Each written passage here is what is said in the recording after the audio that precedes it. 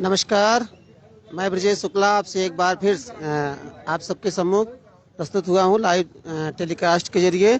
अभी आपने देखा विश्व हिंदू परिषद बजरंग दल के कार्यकर्ता यहाँ पर प्रतापगढ़ में डीएम को ज्ञापन देने गए थे राष्ट्रपति शासन लगाने के लिए। पश्चिम बंगाल में जो हिंदुओं के खिलाफ जो हिंसा हुई थी, उस हिंसा के खिलाफ यहाँ पर आक्रोशित विश्व हिंदू परिषद बजरंग दल कार्यकर्ता हैं।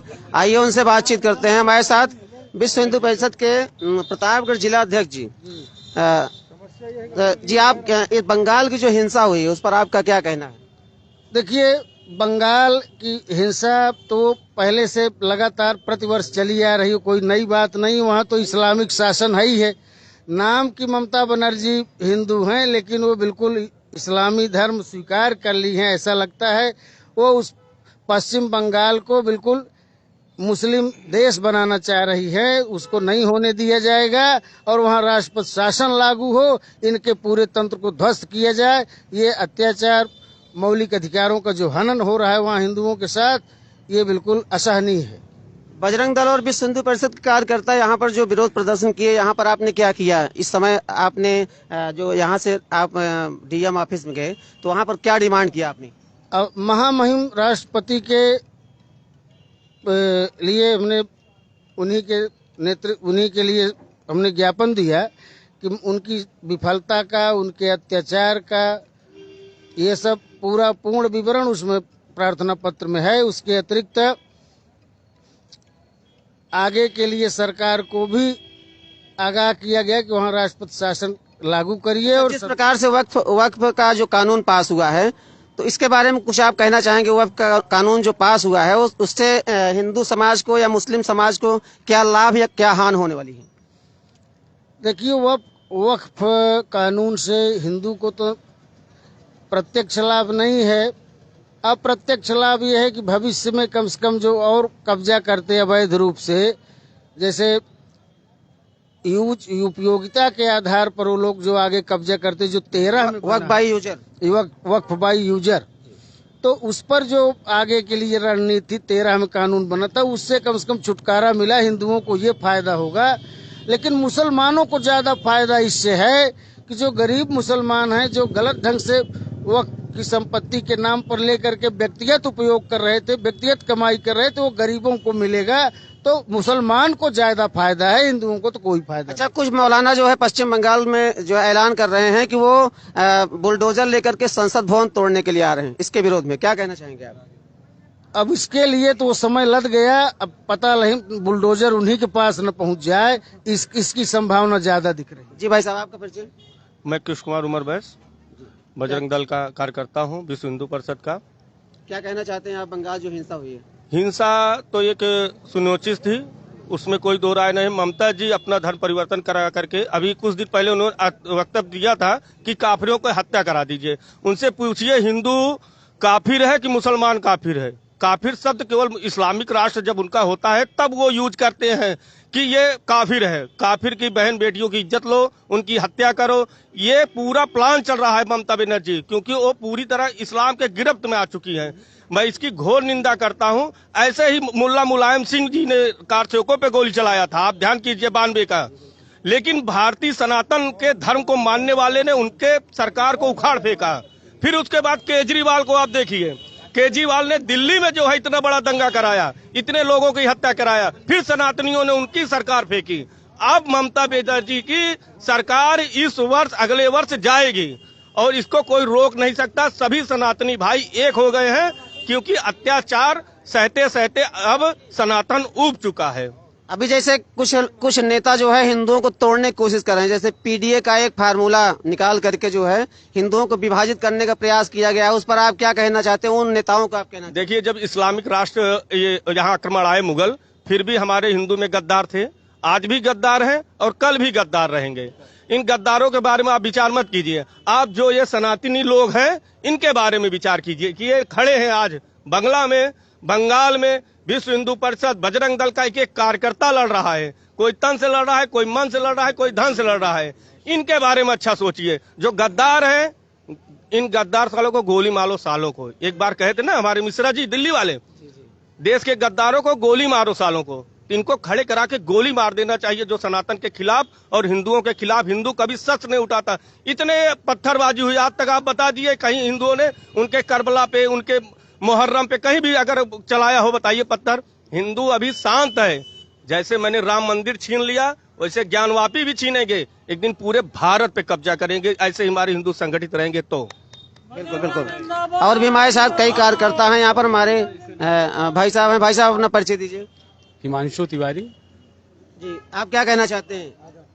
देखिए, जो भी मुर्शिदाबाद में घटना हो रही है, ये नरसंहार है। जी बिल्कुल, ये नरसंहार है। हम एक विचारधारा है, हिंदू विचारधारा के कारण हम यहाँ आए हुए हैं। बाकी ये मानवता की लड़ाई है। ये कोई जो है हिंदू मुस्लिम की लड़ाई नहीं है, मानवता की लड़ाई है।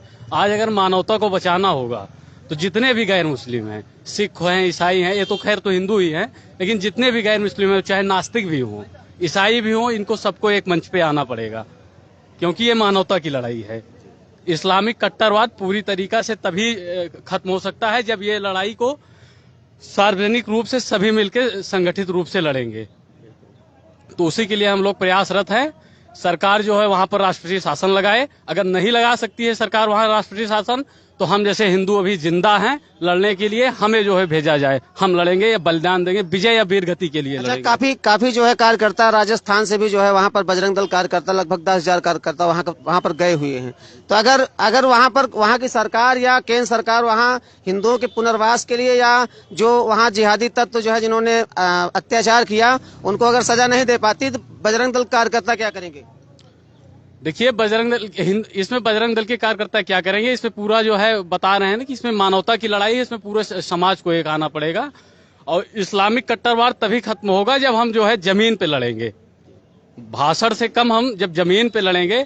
आज यही हिंदुओं को ज्ञापन देने के लिए लोगों को संगठित करने के लिए बुलाया गया। आज यहाँ कितनी भीड़ थी? 100-200 लोग थे। तो जब तक ये दर्द हर हिंदू के दिल में नहीं होगा, जब तक वो रोड पे नहीं आएगा, तो कोई इसकी बात सुनने वाला नहीं। जब तक जागेंगे नहीं, तब तक जो है ऐसे ही चलता रहेगा और हिंदुओं के ऊपर लगातार आक्रमण होता रहेगा। जी जी। हमारे साथ और भी कार्यकर्ता। भाई साहब अपना परिचय दीजिएगा। कार्तिकेय जी, आपका क्या कहना है बंगाल हिंसा पर? बंगाल हिंसा पे जो भी कुछ कहना था लिखित रूप से उसको ज्ञापन के माध्यम से माननीय जिलाधिकारी जी के द्वारा महोदया राष्ट्रपति जी को दिया गया है। जितनी भी योजनाएं हैं, तो जब तक सरकार वहाँ पे, केंद्र सरकार अपने विशेष अधिकारों का जब तक पालन नहीं करके वहाँ पे राष्ट्रपति शासन नहीं लागू कर सकती, तब तक कोई अस्थायी समाधान अभी दिखता नहीं है। क्योंकि जैसे जैसे वहाँ का चुनाव नज़दीक आता जा रहा है विधानसभा का, वहाँ पे मुस्लिमों की बड़ी संख्या बांग्लादेश से घुसपैठ करके भी वहाँ पे आएगी, और आए दिन ऐसे जो है जगह जगह पे अत्याचार हम लोगों के खिलाफ होते रहेंगे। मुस्लिम वक्फ का आप विरोध कर सकते तो आपके पास संवैधानिक तरीके थे, आप न्यायालय गए हुए थे और जगह था, लेकिन आप केवल हिंदुओं को जाकर हिंदू के एरिया में हिंदुओं को टारगेट करते हो। लगता तो है मुस्लिम वक्फ बोर्ड केवल एक बहाना है। जिस प्रकार बताया गया कि इसमें केवल और केवल जो पिछड़े मुस्लिम हैं, जो महिलाएं मुस्लिम हैं, उनके हक की बात की गई है। किसी के साथ कोई ऐसी बात नहीं की गई है कि उनके किसी को टारगेट किया गया हो, लेकिन इसमें केवल एक बहाना। अभी कुछ दिन पहले सीएए पे लेकर विरोध हुआ था, एनआरसी पे लेकर विरोध हुआ था, सारा कुछ जितना कुछ लेकर विरोध हुआ उसका कोई बेस नहीं था। फिर भी विरोध के नाम पे हिंदू समाज को लक्षित करना, टारगेट करना, उनको मारना, ये आए दिन हो रहा है। पश्चिम बंगाल इसका एक रोल मॉडल बन गया है। जिस प्रकार पहले जम्मू कश्मीर था, इस तरह पश्चिम बंगाल भी इसका एक रोल मॉडल बनता जा रहा है। हम सरकार से ज्ञापन के माध्यम से जो हमारी प्रमुख मांग है कि तुरंत वहां पे राष्ट्रपति शासन को लागू करे, हिंदुओं की आन बान शान की रक्षा किया जा सके। बंगाल इस समय भारत की संस्कृति का बहुत बड़ा केंद्र था, क्रांतिकारियों का केंद्र था, लेकिन दुर्भाग्य उस बंगाल में मुस्लिम तुष्टीकरण की राजनीति के चलते आज बंगाल का सारा व्यवसाय समाप्त हो गया। वहाँ का जितना सामाजिक ताना बाना था सब समाप्त हो गया। वहाँ के जितने मठ मंदिर थे सब असुरक्षित हो गए। इसके लिए सबसे पहले है कि वहाँ की जनता जागृत हो कि सरकार को उखाड़े, और अभी केंद्र सरकार अपने विशेष अधिकारों का पालन करते हुए वहाँ पे तत्काल राष्ट्रपति शासन का वहाँ पे पाबंद करे, राष्ट्रपति शासन लगावे। हम लोगों ने अपने ज्ञापन के माध्यम से जिलाधिकारी द्वारा माननीय राष्ट्रपति महोदया जी को यही दिया है। बिल्कुल, वक्फ एक्ट एक बहाना था और हिंदुओं को निशाना बनाना एक उनका टारगेट था। हमारे साथ नागेंद्र मूसर जी हैं, विश्व हिंदू परिषद जिला मंत्री कुंडा जिला के। भाई साहब, आपका क्या कहना है? जय श्री राम, वंदे मातरम, भारत माता की जय। जैसा कि वक्फ एक बहाना, हिंदुओं को टारगेट बनाना। बिल्कुल फुल रेकी की गई। कौन सा घर हिंदू का है, कौन सी गाड़ी, चिन्ह लगाए गए थे वहाँ कौन सी गाड़ी हिंदुओं की है, कौन सा ये घर फुल हिंदुओं रेकी का की गई और उसके बाद एक कार्रवाई की गई। तो महामहिम राष्ट्रपति जी के नाम ज्ञापन दिया गया है, जिसमें हमारी 4 मांगे हैं। पहली मांग, वहां राष्ट्रपति शासन लगे, सरकार बर्खास्त हो, एनआईए द्वारा जांच हो, दोषियों को जल्द से जल्द दंडित किया जाए। इन मांगों को लेकर के हमने ज्ञापन दिया है। और जहां तक बात हिंदुओं की आती है तो हम संविधान को मानने वाले लोग हैं। विवश न किया जाए शस्त्र उठाने पे। शस्त्र उठ जाएगा, एक भी नजर नहीं आएंगे, क्योंकि ये वो लोग हैं जिन्होंने तलवार के दल पर सलवार पहनी है।